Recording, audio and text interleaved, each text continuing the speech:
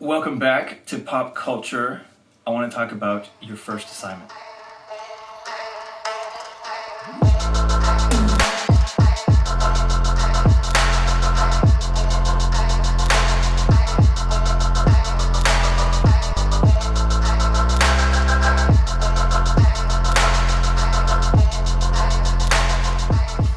So your first assignment is a music analysis.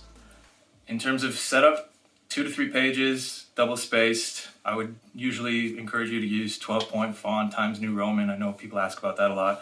Don't need a cover page, but make sure you have your name, date, and info about the class, and a title. People often skip the title, and I like seeing, some people do really great titles, so worst case you can call it Pop Music Analysis, but if you come up with a cool title, that's great. You're not graded on your title, but anyway, that's just my thought. So what you want to do is that you want to think about the previous readings, and so we've talked in the last 2 weeks in particular about music, but other readings can apply. You want to start to think about it. Maybe you want to pursue a certain genre, so maybe you really like country music and you want to think about that, or maybe you really like hip-hop and you want to think about that. Maybe you want to think about a certain artist, like your favorite singer, what does she represent, and you can start with that. So I would encourage you to pick either on the biggest scale, a genre, musical genre, and make sure you narrow in the time period. On the smallest scale, maybe a certain song. Any of that range is fine. You can pick an album, you can pick an artist, you can pick a song. And I want you to think, how would you apply Adorno, for example, and his idea of the culture industry to this song or this genre?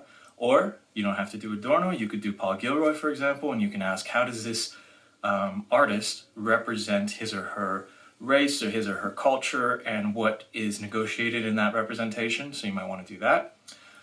I would encourage you to use one of those two, because those directly deal with music, and we've read them and we've discussed them. Whatever you choose, I want you also to think about some of the other things we've discussed, like what is pop culture, how do you study pop culture. You're not an expert on this, you don't have to be, but you do have some basic grounding, right? You can go back to that encyclopedia article, you can go back to some of the earlier readings, and you can even look forward to some of the other readings that we're going to do and use whatever you want from the book. But I want you to use a minimum, obviously, of one of the theorists. So again, I would encourage you to use Gilroy. We're going to talk about Cornel West soon, and you can use him, or Adorno. Those are good choices for the music analysis. Make sure you specify who you're dealing with primarily, what theorist, what musician or genre or whatever you're dealing with. So make that clear from the beginning and come up with an argument.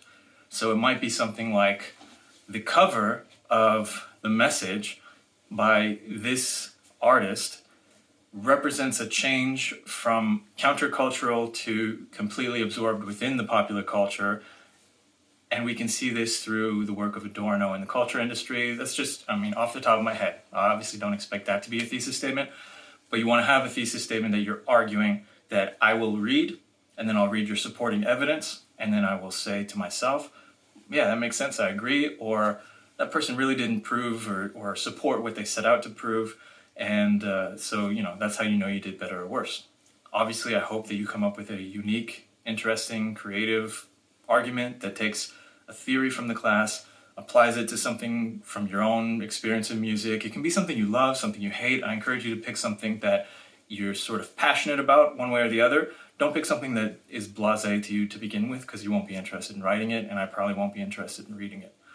So once you have that chosen, once you have a thesis statement, which you're welcome to email me and say, Chris, make sure you do it in advance, but say, does this look right? Or does this make sense as an argument? And I can weigh in maybe and say, yeah, and you should check out this reading.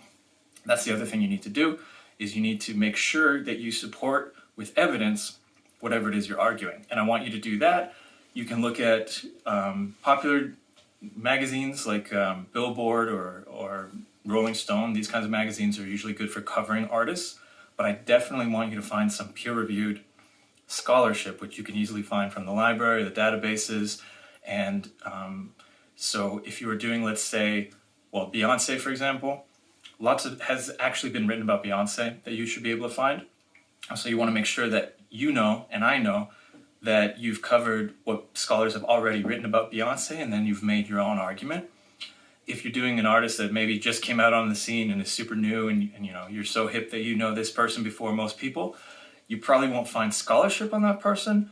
But what you will be able to find is scholarship on, say, indie music or women in popular culture or a particular way of representing a group or something, right? So think a little bit more broadly when you look for scholarship to support your argument.